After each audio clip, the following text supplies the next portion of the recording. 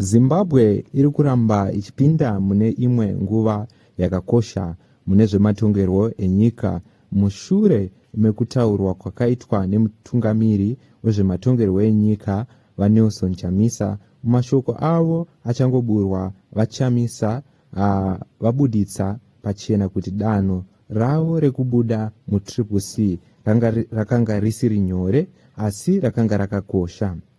Kusangana kwatinoita pano paHarare Networks patinobata nhau dzinenge dzichiitika munyika yedu yeZimbabwe, tichikuzivisai maererano nezvinoitika munharaunda pamwechete nezvinoitika munhau dzematongerwo enyika, tichiti kana pane vachangosvika kubaya kabhatani kakanzi subscribe kuitira patinoisa nhau, patinoisa zvakasiyana-siyana pano unova uri wekutanga kusangana nezvatinenge taisa.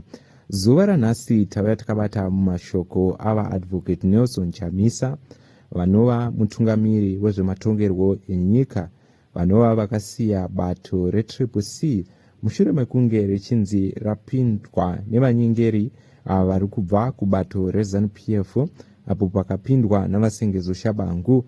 Vodzoka zvakare vaAdvocate Nelson Chamisa vachizivisa ruzhinji vachiti zvanga zvisiri nyore kubuda mubato reCCC. Ende mashoko avo avanyora ndiwo mashoko atakuisirai pamufananidzo.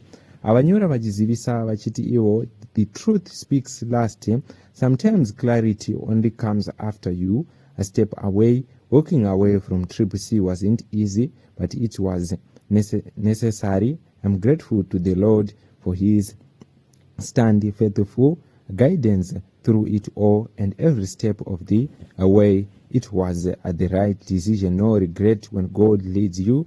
Move with the conviction. God is in it. A fresh start. So vaAdvocate Nelson Chamisa vakati dzimwe nguva chokwadi chinononoka kuoneka uye kujeka kunouya chete kana munhu atora danho rekubva pane zvaanga ari kuita. Izvi zvinoratidza kuti sarudzo yavo yakabva pakufungisisa kwakadzama uye kuongorora mamiriro ezvinhu aive mukati meCCC. Mumashoko avo varatidzawo kutenda kwavo kuna Mwari vachiti vatungamirwa matanho ese avakatora havakati kunyangwe hazvo rwendo rwacho rwakanga rwakaoma havana kuzvidemba nezvavakaita, vachisimbisa kuti vaifamba nechivimbiso chaitungamira nekutenda. Zvino panguva iyo abato reCCC riri kusangana nemakakatanwa emukati kusanganisira nyaya dziri kusanganiswa nevamwe vanonzi vari kutsigirwa neZANU-PF pamwechete nasengezo Shabangu, izvo zvave kukonzera kupatsanuka uye kusawirirana mukati mebato iri. Vamwe vanoongorora zvematongerwo enyika vanoti mashoko avaChamisa anogona kunge ari chiratidzo chekutanga akutsva kwezvematongerwo enyika, apo apari kuedza kuvaka nzira itsva kunze kweCCC.